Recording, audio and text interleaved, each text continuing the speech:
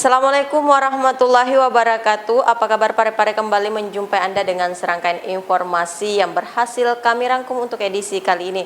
Bersama saya Jauhar Manikam dan saya Uswatun Hasanah. Berikut apa kabar pare-pare selengkapnya.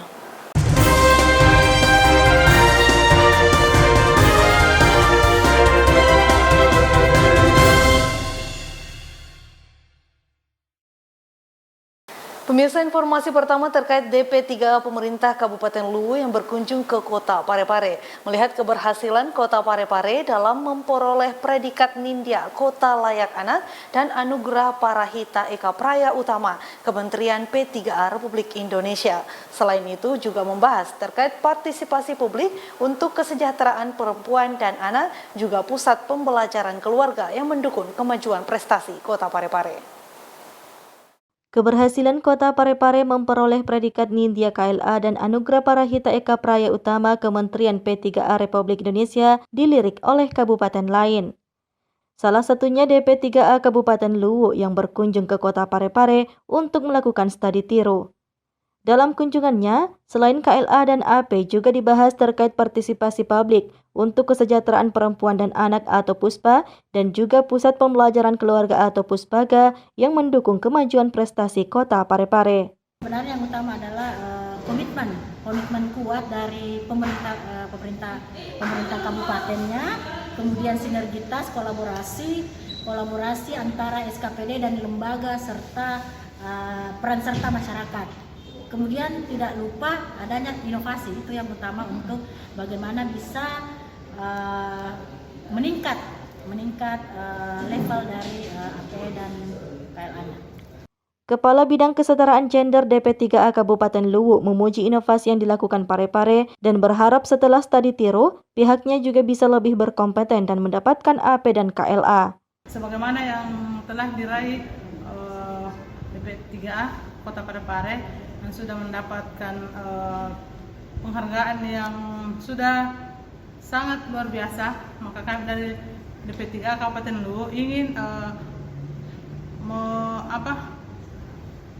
ingin meniru dan mencontoh trik-trik apa yang telah dilakukan oleh DP3 Kota Parepare, dan semua kami dari DP3 Kabupaten Luwu bisa mengikuti jejak trik-trik yang diterapkan di Kota Parepare ini. Nur Fadila Wahid, TV Peduli mengabarkan. Pemirsa, cuaca buruk yang melanda Sulawesi beberapa hari belakangan mengakibatkan sebuah perahu nelayan asal Sulawesi Barat terbalik dihantam ombak di perairan Majene. Beruntung para nelayan ini dapat dievakuasi setelah terombang-ambing di lautan selama 3 jam. Beginilah gambar amatir saat evakuasi 2 nelayan yang terombang-ambing di perairan Majene, Sulawesi Selatan pada Selasa pagi kemarin. Kedua nelayan ini berhasil dievakuasi sebuah kapal motor yang melintas di lokasi terbaliknya perahu. Setelah dievakuasi, kedua nelayan ini akhirnya tiba di Pelabuhan Capa Ujung Kota Parepare dan langsung diserahkan ke pihak KSOP untuk mendapatkan penanganan medis dari pihak kesehatan pelabuhan. Melaporkan bahwa adanya kecelakaan kapal nelayan yang berdomisili di daerah Majene. Kebetulan kapal Tanjung Manis ini melintas dari Samarinda tujuan Parepare, sehingga dalam pelayarannya telah menemukan 2 orang yang sedang mengalami kecelakaan kapal, yaitu kapal tenggelam, di mana pada saat itu cuaca buruk terjadi sehingga kapal kapal nelayan ini mengalami kecelakaan. Dan alhamdulillah pada pukul 11.00 pagi tadi korban dievakuasi dari atas kapal Tanjung Manis. Ya, tentu kita menghimbau kepada nelayan bahwa memperhitungkan cuaca, jangan sampai memaksakan diri melaut, memancing atau menangkap ikan di tengah laut dengan cuaca yang ekstrim atau cuaca buruk saat ini. Cuaca buruk dan tingginya gelombang di laut membuat perahu rusak dan akhirnya terbalik. Sebelum dievakuasi, kedua nelayan sempat terombang-ambing selama 3 jam. Hujan atau ada angin kencang atau gimana? Iya, hujan, ada angin kencang, sampai ada ombak besar, nah hantam. Perahu tak? Iya, langsung patah sayapnya. langsung terbalik nih. Terbalik. Iya. Pada saat terbalik Pak, di mana menyelamatkan diri maksudnya? Kita di perahu terbalik itu atau Iya, berenang? di situ di perahu terbalik itu Di perahu terbalik itu. Jadi Berapa lama Pak? sampai 3 jam, 3 jam, Berapa jauh keluaran? 3 mil 3 mil ya, dari pantai. pantai. Iya. Pak, apa yang Anda rasakan Pak waktu Ya, cuma takut. aku ya?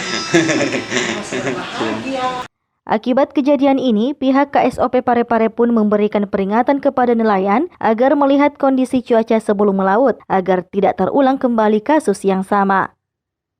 Erwin, TV Peduli mengabarkan. Ketua Dewan Pengurus Wilayah Gabungan Usaha Pembaharuan Pendidikan Islam GUPI Provinsi Sulawesi Selatan mengukuhkan pengurus DPD GUPI Kota Parepare. Dalam kesempatan tersebut, Ketua DPW GUPI menyampaikan Kota Parepare termasuk salah satu kota yang terbilang aktif dalam pengembangan pondok pesantren. Baru-baru ini Ketua Dewan Pengurus Wilayah Gabungan Usaha Pembaharuan Pendidikan Islam atau DPW GUPI Provinsi Sulawesi Selatan yang juga merupakan Guru Besar UIN Makassar, Profesor Dr. Haji Abdurrahim Yunus melakukan kunjungan ke Kota Parepare dalam rangka menghadiri peringatan Maulid Nabi Muhammad SAW di Pondok Pesantren Al-Munawwarah Kota Parepare beberapa waktu lalu. Dalam kunjungan itu juga Ketua GUPI Provinsi Sulawesi Selatan mengukuhkan pengurus DPD Dewan Perwakilan Daerah GUPI Kota Parepare. Haji Abdurrahim Yunus yang ditemui usai kegiatan menjelaskan, pengukuhan kali ini merupakan penyegaran pengurus dengan harapan pengurus DPD GUPI Kota Parepare yang baru dikukuhkan bisa lebih aktif lagi. Haji Abdurrahim Yunus juga menjelaskan salah satu pesantren GUPI khususnya di Sulawesi Selatan, Kota Parepare termasuk salah satu kota yang terbilang aktif dalam pengembangan pondok pesantren. Secara normatif berarti masa jabatan tertentu 5 tahun ada pergantian. Nah, ada penyegaran. Saya di sini penyegaran saja karena pengurus lama yang tetap aktif dan hasilnya kan cukup bagus. Ya, kita harapkan pengurus baru lagi ya lebih aktif lagi. Sri Ayu, TV Peduli mengabarkan.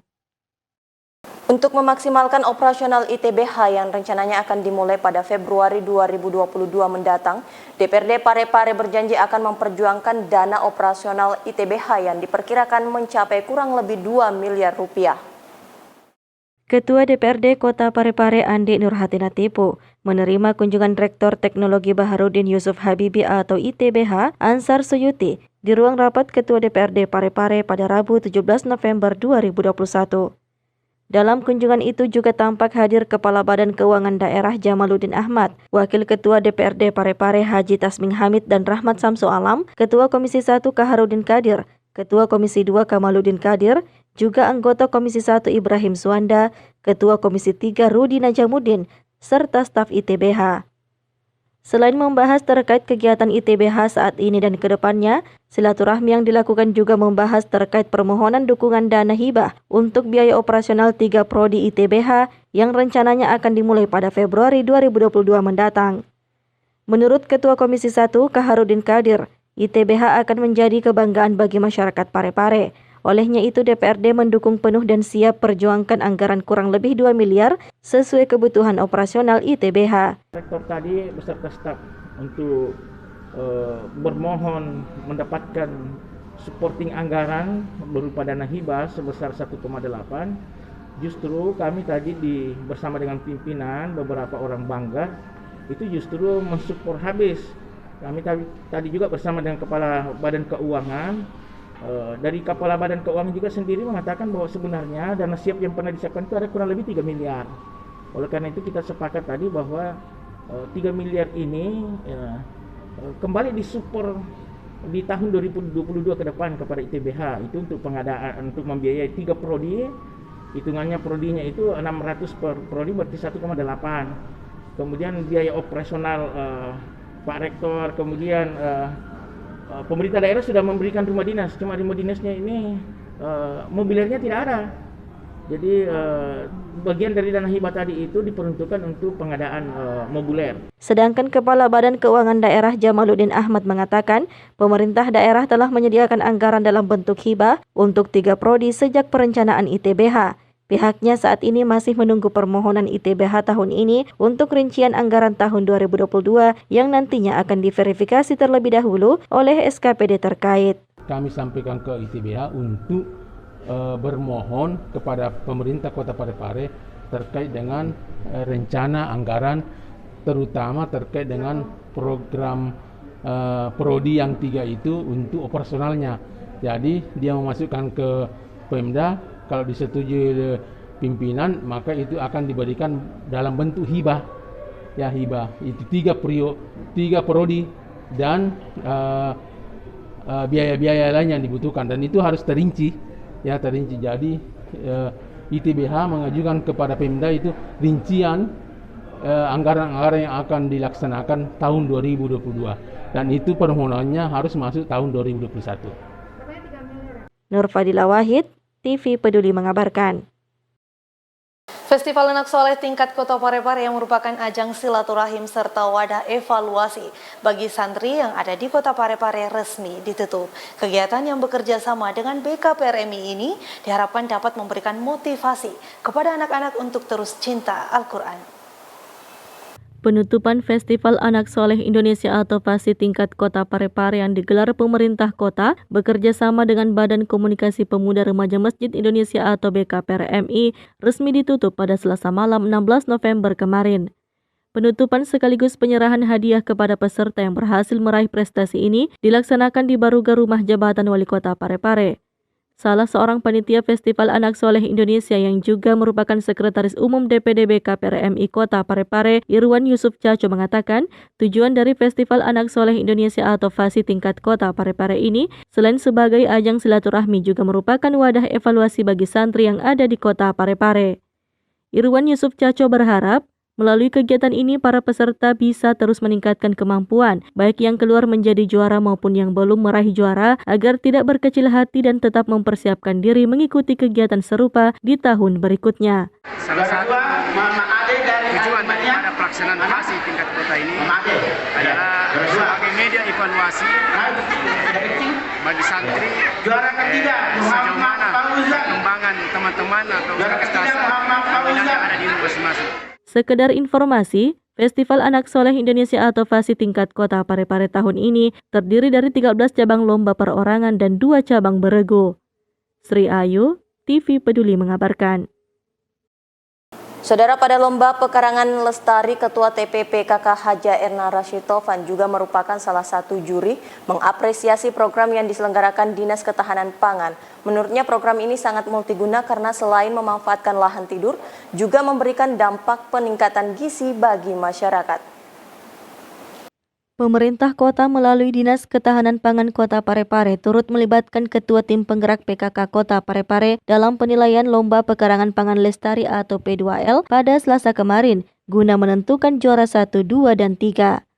Haja Erna Rashitovan di sela-sela kunjungan penilaian di kelompok wanita tani Sipakalebi memberikan apresiasi atas program Dinas Ketahanan Pangan, serta ibu-ibu yang tergabung dalam kelompok wanita tani atas kreativitas dalam memanfaatkan pekarangan menjadi kebun yang memberikan manfaat untuk kebutuhan konsumsi sehari-hari, serta dalam peningkatan kebutuhan ekonomi. Luar biasa, saya sangat memberikan apresiasi kepada Bapak Kepala Dinas Ketahanan Pangan, dia selaku pendamping untuk masyarakat itu, dan terutama juga kepada ibu-ibu yang luar biasa. Ya, dengan banyak di rumah ternyata ada hikmahnya ya bisa lebih kreatif mengerjakan yang sesungguhnya tidak pernah mungkin terpikirkan sebelumnya. Sementara itu, Kepala Dinas Ketahanan Pangan Kota Parepare menjelaskan, perlombaan ini merupakan upaya guna motivasi masyarakat, khususnya kelompok wanita tani di Kota Parepare, sekaligus upaya pemerintah agar masyarakat Kota Parepare mengkonsumsi sayuran dan buah segar dan tanpa pestisida. Terima kasih. Kegiatan ketahanan pangan ini adalah merupakan program dan kegiatan yang kita laksanakan terkait dengan pekarangan pangan lestari, di mana kegiatan ini juga sebagai bentuk motivasi untuk dilombakan juga, sehingga masyarakat yang terlibat di dalamnya ada motivasi untuk berbuat yang lebih baik lagi. Nah, bukan juga tujuan untuk itu, namun bagaimana memperdayakan ibu-ibu rumah tangga yang ada di setiap kelompok. Bukan tujuan untuk itu saja, karena kegiatan-kegiatan ini dilaksanakan setiap tahun supaya masyarakat khususnya di Kota Parepare betul-betul dalam mengkonsumsi pangan-pangan yang ada di Kota Parepare betul-betul sangat higienis dan untuk konsumsi sehari-hari. Kepala Bidang Konsumsi Penganekaragaman dan Keamanan Pangan Dinas Ketahanan Pangan Kota Parepare Haja Mardiana Tika yang turut hadir dalam kegiatan penilaian lomba tersebut menjelaskan program pemanfaatan pekarangan lestari yang dilaksanakan oleh Dinas Ketahanan Pangan Kota Parepare hingga saat ini telah berjalan dengan baik. Program pemanfaatan pekarangan lestari ini dilakukan melalui pemanfaatan lahan pekarangan, lahan tidur dan lahan kosong yang tidak produktif serta lahan yang ada di sekitar rumah. Program ini dikembangkan untuk memenuhi kebutuhan pangan keluarga, sekaligus mengajak masyarakat memanfaatkan pekarangan dengan menanam aneka tanaman sehingga dapat menjaga kebutuhan dan ketahanan pangan keluarga. Sri Ayu, TV Peduli mengabarkan. Pemirsa, siapa sih yang tidak kenal dengan abon, makanan olahan yang berbahan dasar ikan tuna ini? Di Kota Parepare, masyarakat biasa menyebutnya dengan bajabu. Seperti apa rasa dan bentuk pengolahannya? Berikut liputannya untuk Anda. Inilah bajabu, makanan olahan khas masyarakat Bugis yang diolah dari bahan ikan tuna dan kelapa tua. Olahan makanan ini cocok sekali disantap ditemani dengan nasi hangat maupun nasi ketan, dan cocok untuk kamu yang tidak mau ribet untuk menyantap ikan, namun dapat menikmati khasiat dari ikan tuna yang kaya dengan omega 3. Di Kota Parepare sendiri, sekelompok ibu-ibu berhasil mendapatkan cuan selama pandemi COVID-19 berkat usaha bajabu ikan tuna ini. Dengan merintis usaha sejak 2014 lalu, kini usaha yang dinamakan Restu Ibu ini sukses membantu perekonomian keluarga mereka, khususnya selama pandemi COVID-19. Berlokasi di Jalan Singa nomor 26, Kelurahan Labukang, Kecamatan Ujung, Kota Parepare, rumah produksi bajabu ini untuk sebulan bisa menghabiskan 70 hingga 80 kg ikan tuna.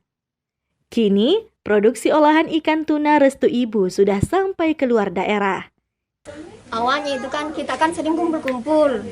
Nah, dari kumpul-kumpul ini kita pikir barangkali kita upaya apalah yang kita bisa membantu perekonomian keluarga. Nah, kalau pemasarannya cuman kalau misalnya ada orang dari luar biasa beli, biasa sampai pernah juga ada yang beli dari dia kirim ke Batam. Erwin, TV Peduli mengabarkan. Saudara, guna meningkatkan kualitas keharmonisan keluarga, Ketua TPPKK Haja Erna Rashid Tovan menjadi salah satu pembicara pada kegiatan yang digelar DP3A. Pada kegiatan ini, Haja Erna Rashid Tovan melakukan penguatan spiritual kepada sejumlah komunitas perempuan. Ketua Tim Penggerak atau TPPKK Kota Parepare Haja Erna Rashid Tovan meluangkan waktu memberikan materi dalam penguatan dan pengembangan lembaga penyedia layanan pemberdayaan perempuan yang digelar Dinas Pemberdayaan Perempuan dan Anak atau DP3A yang diselenggarakan di Balai Enun Habibi baru-baru ini. Dalam kegiatan tersebut, istri Wali Kota Parepare berlatar belakang daiyah ini membawakan materi berjudul Penguatan Spiritual untuk Penyedia Layanan Pemberdayaan Perempuan di Kota Parepare. Dalam kesempatan itu, para penyedia layanan pemberdayaan perempuan yang terdiri dari pengurus Puspaga Pedulita, penyuluh agama dan organisasi perempuan sekota Parepare diberi penguatan berbasis religi oleh Haja Erna Rashid Tovan. Kalau saya menyampaikan sesuatu pasti harus ada landasannya, ya, bahwa kita ini memang dari segi spiritual ini sangat membutuhkan nilai-nilai itu, karena dalam kehidupan kita sehari-hari terlalu banyak masalah yang kompleks yang tidak bisa diselesaikan dengan kehebatan ilmu pengetahuan kita, karena yang harus menyelesaikan itu adalah cara-cara Allah yang memang sudah ada di dalam Al-Quran. Semua penyelesaiannya, semua masalah penyelesaiannya ada tuntunannya dalam Al-Quran. Oleh sebab itu ya memang sangat penting memasukkan nilai spiritual dalam proses kegiatan kita sehari-hari. Sementara Kepala Bidang Kesetaraan Gender DP3A Parepare Srianti Ambar mengatakan, selain Haja Erna Rashid Tovan, pemateri lain juga dihadirkan dari kalangan psikolog, akademisi, hukum dan komunitas rumah cinta damai. Sriyanti Ambar menambahkan, kegiatan ini bertujuan untuk meningkatkan kualitas keluarga, khususnya perempuan untuk diberi penguatan, serta menyamakan persepsi dalam penyedia layanan pemberdayaan perempuan di Kota Parepare. Karena untuk melakukan kegiatan penguatan, jadi penguatan dan pengembangan lembaga penyedia layanan. Jadi semua yang melakukan layanan-layanan untuk di Kota Parepare, termasuk salah satunya adalah Puspaga Pedulita, kemudian penyuluh agama, kemudian organisasi perempuan, organisasi-organisasi yang mengadakan penyediaan layanan itu kita sinergikan di sini supaya ada satu persepsi nanti. Jadi terbangun sinergitas antara semua penyedia layanan yang ada di Kota Parepare. Jadi di sini kami menghadirkan ketua tim penggerak PKK Kota Parepare dengan materi untuk memberikan materi penguatan spiritual untuk bagi penyedia-penyedia layanan yang ada di Kota Parepare. Kemudian kami juga menghadirkan psikolog Puspaga Pedulita. Kami juga menghadirkan pimpinan dari Rumah Belajar Cinta Damai serta dekan Fakultas Hukum IAIN Kota Parepare. Ya, tadi kegiatannya itu dibuka oleh Bapak Sekretaris Daerah Kota Parepare. Ya, harapannya itu tentunya kami berharap ada kolaborasi nanti antara semua penyedia layanan yang terintegrasi nanti dengan program kami yang ada di pemerintah, yaitu program Puspaga Pedulita. Ya. Sri Ayu, TV Peduli mengabarkan.